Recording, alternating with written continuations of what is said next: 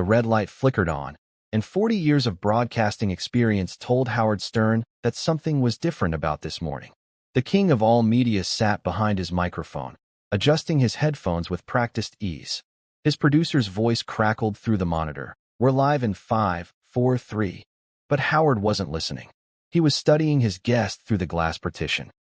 Prince Harry, Duke of Sussex, sat across from him, posture rigid, jaw tight, his designer suit immaculate and utterly out of place in this cramped radio studio. The contrast couldn't have been starker.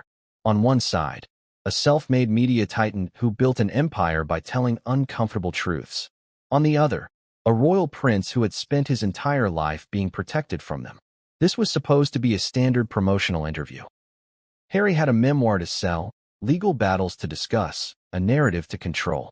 He'd done the Oprah interview, the Netflix documentary, the endless speaking engagements. Each time, the questions were soft, the tone reverent, the outcome predictable. But this wasn't Oprah's studio. This was Howard Stern's domain.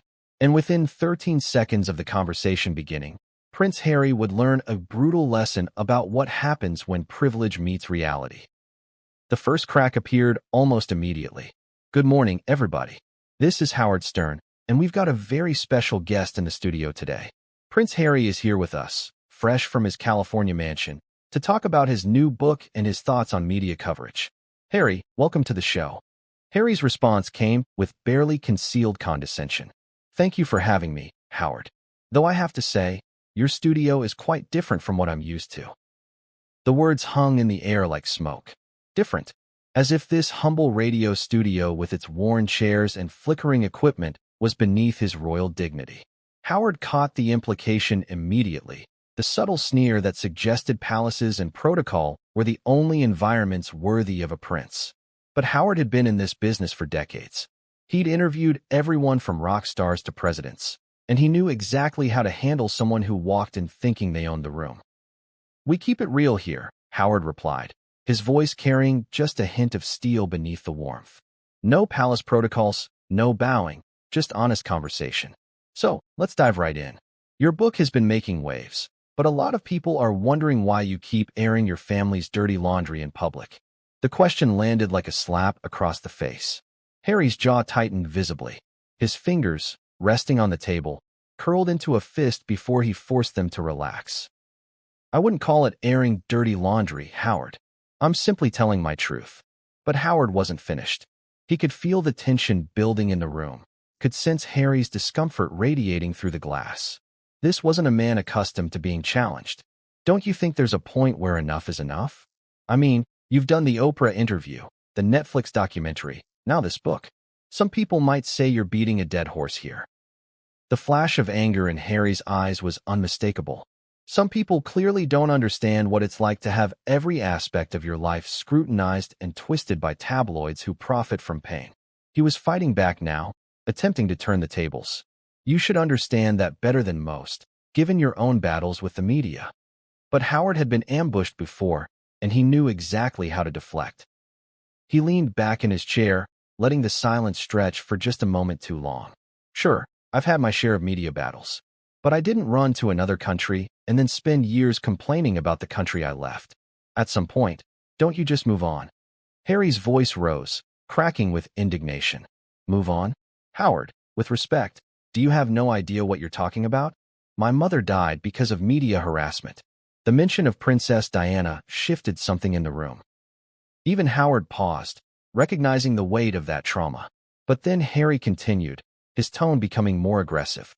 "I've watched the same patterns repeat with my wife. This isn't about moving on. It's about accountability." Howard nodded slowly, acknowledging the pain in Harry's voice. But he refused to let the emotional manipulation derail his line of questioning. "Look, I get it. The paparazzi can be brutal. But you chose to marry into the most famous family in the world. What did you expect? And more importantly, why should American audiences care about your family drama when they've got their own problems?"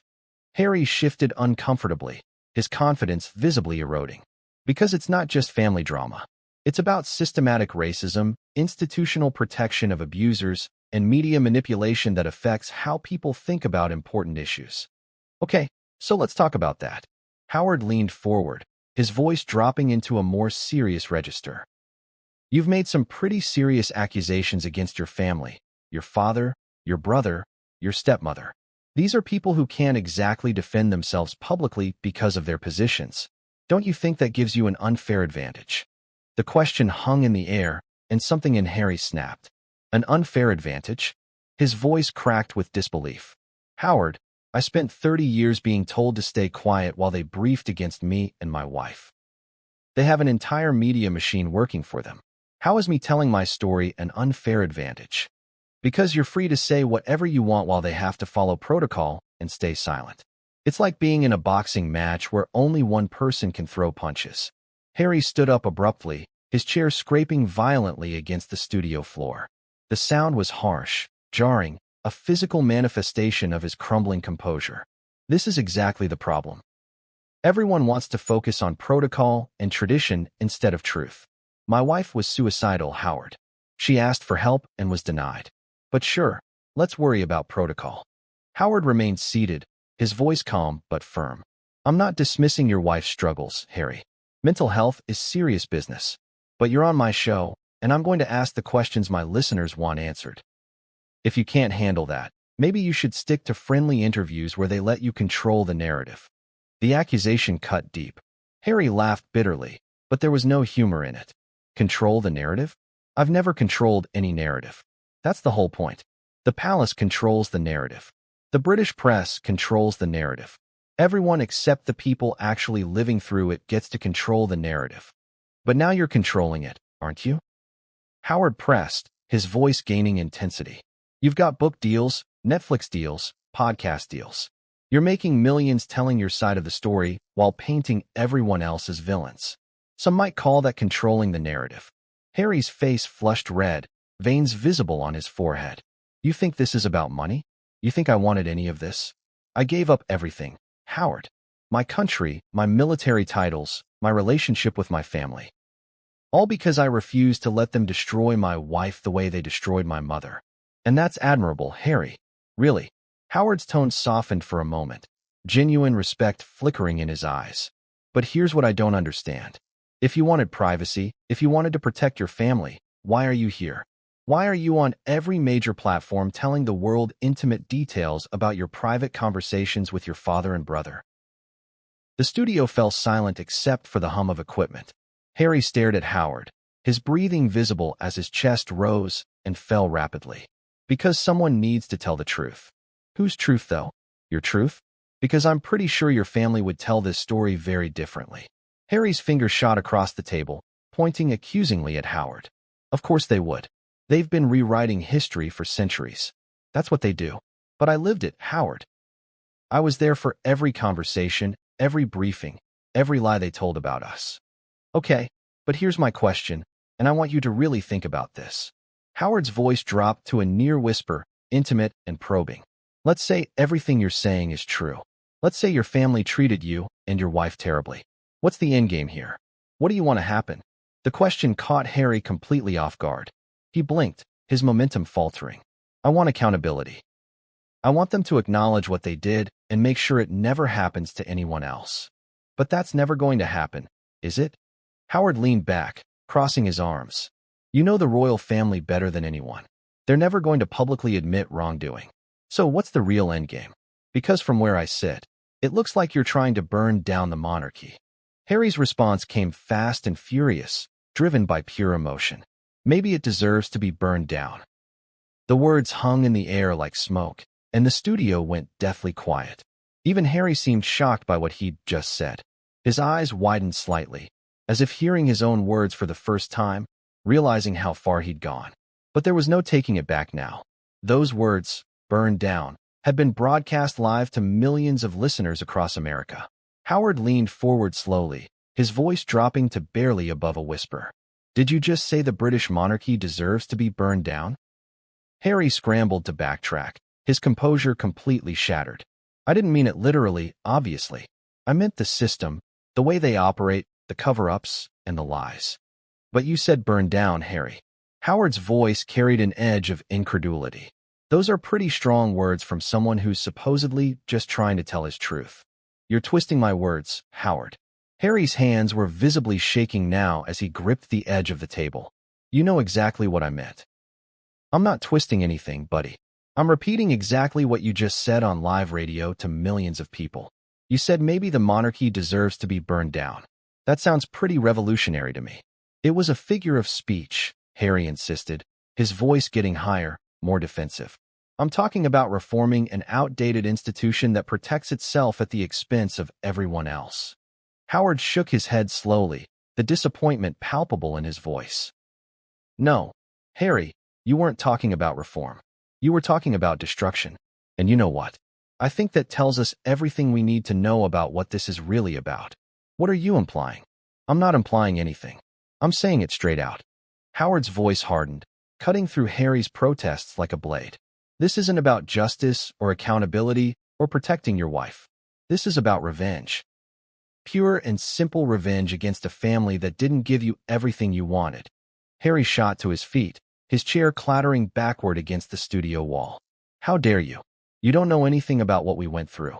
You weren't there when my wife was crying herself to sleep every night because of the racist coverage in your precious British press. Sit down, Harry, Howard said firmly, his voice cutting through the outburst like a knife. This is my show, not your therapy session.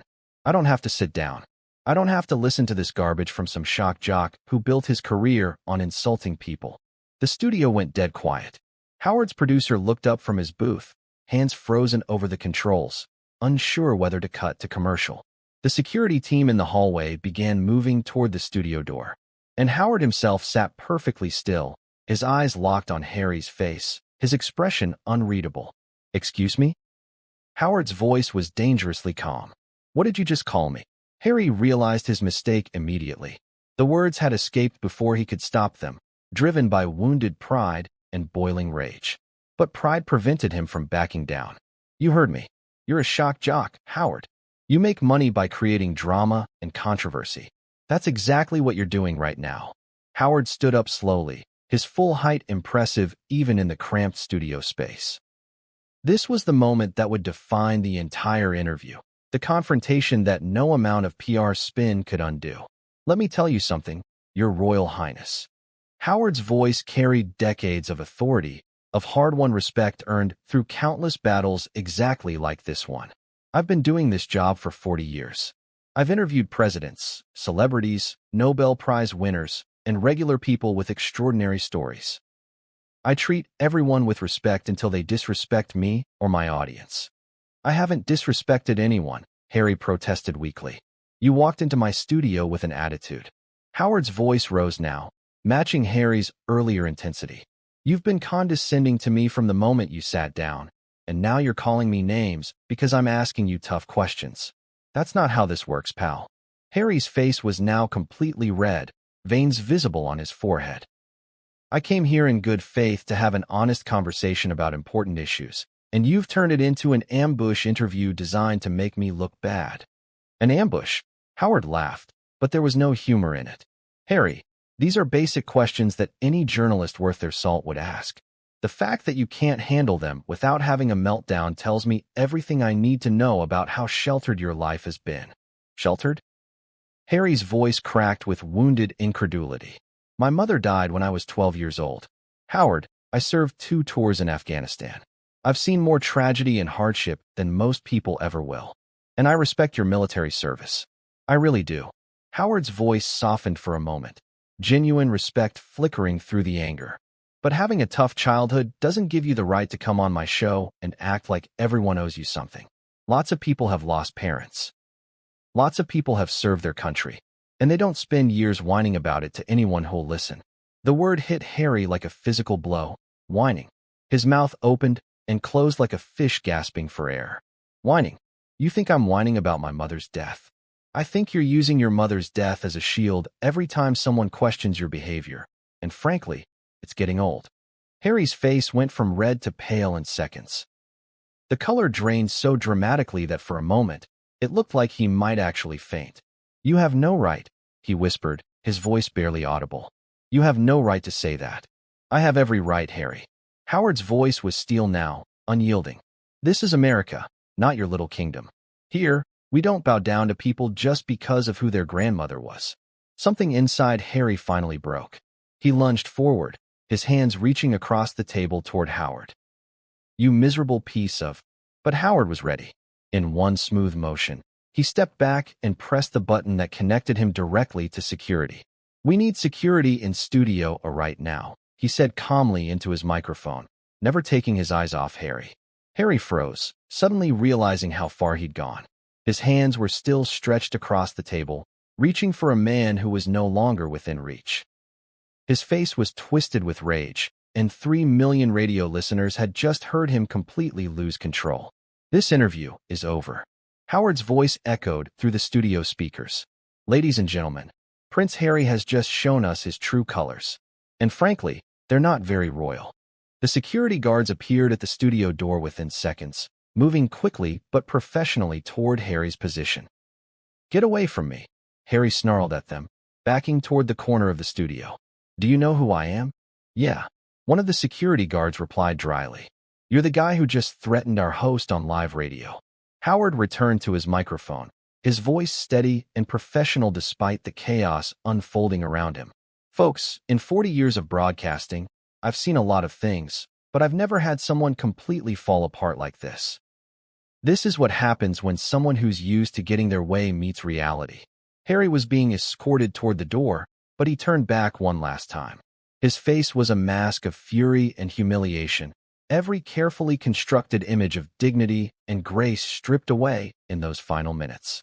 "This isn't over, Howard. You have no idea what you've just done." "Actually, Harry, I know exactly what I've done." Howard's voice carried a note of finality. "I've shown 3 million people who you really are. When the cameras stop rolling and the palace handlers aren't there to clean up your messes." The studio door slammed shut behind Harry and the security guards. The silence that followed was deafening. Howard sat alone with his microphone and his audience, the hum of equipment the only sound in the room. He exhaled slowly, the tension finally leaving his shoulders. "And that, folks, is why we do live radio." His voice was quieter now, almost reflective. "You can't fake that kind of meltdown, and you can't take it back once it's out there. Prince Harry just showed us that underneath all the victim narratives and carefully crafted public image, he's still just an entitled rich kid who can't handle being told no." He paused, looking through the glass at his producer, who was shaking his head in amazement. "We'll be right back after this commercial break, and when we return, we'll take your calls about what you just witnessed. I have a feeling the phone lines are going to be very busy." As the commercial music began to play, Howard removed his headphones and sat back in his chair.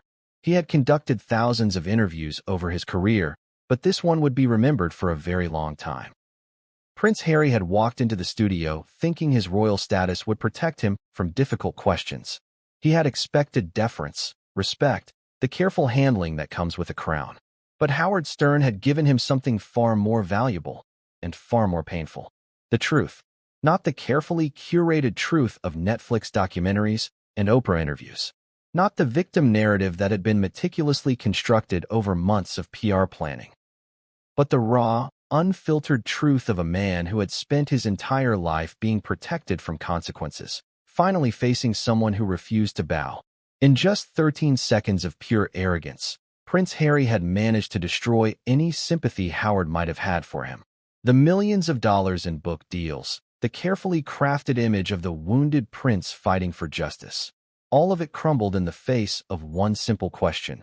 What do you really want? And Harry's answer had revealed everything. Maybe it deserves to be burned down. Those words would haunt him for years to come. They would be replayed, analyzed, dissected by media around the world. They would be used to paint him as bitter, vengeful, consumed by hatred for the family he once loved. But perhaps the most devastating revelation wasn't the words themselves.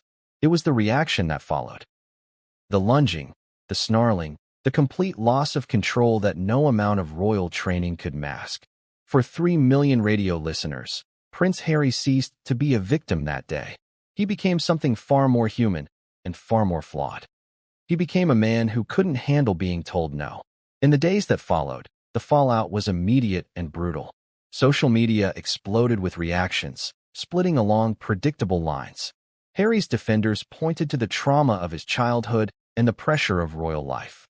His critics saw confirmation of everything they'd always suspected, that beneath the carefully crafted image, Harry was exactly what his detractors had always claimed: entitled, bitter, and unable to accept responsibility. The British press, predictably, had a field day. Headlines screamed about the prince's meltdown and the 13 seconds that destroyed his reputation. Former palace staffers emerged from the woodwork to share their own stories of Harry's difficult behavior. Royal insiders briefed anonymously against him, painting a picture of a man consumed by grievance. And Harry himself? He retreated to his California mansion, surrounded by his security team and PR handlers, frantically trying to contain the damage. But there was no containing it. The interview was out there, preserved in digital perpetuity, a reminder that even princes could be brought low by their own words. Howard Stern, for his part, received a barrage of criticism and praise in equal measure. His detractors accused him of ambushing a troubled young man. His supporters celebrated his refusal to be intimidated by royal privilege. But Howard remained characteristically unapologetic. "I asked him the questions anyone in my position would ask," he said in a follow-up interview. "If he couldn't handle that, that's on him, not on me. The guy walked into my studio thinking he was above the rules. I just reminded him that he isn't." Looking back, the interview became a defining moment. Not just for Harry, but for the entire conversation about royalty in the modern age. Prince Harry had positioned himself as a truth-teller, a reformer, a man willing to sacrifice everything for justice. But Howard Stern's questions had revealed something far more complicated. A man still trapped by his privilege, still believing deep down that his birth entitled him to something more than his critics. The tragedy, if there is one, is that Harry clearly believes his own narrative. He genuinely sees himself as the victim, the righteous crusader fighting against an unjust system. He cannot see how his own behavior undermines his cause, how his anger and bitterness undercut the very message he's trying to deliver. And perhaps that's the cruelest irony of all. In his quest to escape the palace, Harry has become exactly what he claims to despise: a man so consumed by his own grievances that he can no longer see the world clearly. He has traded one prison for another. The golden cage of royalty for the gilded cell of victimhood. The monarchy will survive. It has survived wars, scandals, revolutions, and centuries of change. But Harry's reputation may not be so resilient. In 13 seconds of televised anger, he gave his critics everything they needed to dismiss him forever. He proved that beneath the progressive rhetoric and the carefully constructed image, he is still a prince who cannot stand to be challenged. He proved that in America, nobody bows. The red light on the studio camera finally dimmed, and Howard Stern sat alone in the quiet. The commercial break was ending. Soon, the phone lines would light up with calls from listeners who had witnessed history. The debate would rage for weeks, months, perhaps years. But Howard had already drawn his own conclusions. He had interviewed royalty before, but never like this. Never had someone so privileged been so completely undone by the simple act of being asked uncomfortable questions. Harry had walked into the studio as a prince and left as something far more human, flawed, angry, and desperately trying to prove he was right. But in the end, Howard knew the truth. No amount of book deals or Netflix specials could rewrite what had happened in those final minutes. No amount of PR spin could erase the image of a prince lunging across a radio table, his carefully constructed dignity crumbling to dust. Prince Harry had wanted accountability, but he had found something far more difficult to face. He had found himself, and the reflection, as Howard knew all too well, was not always comfortable to see.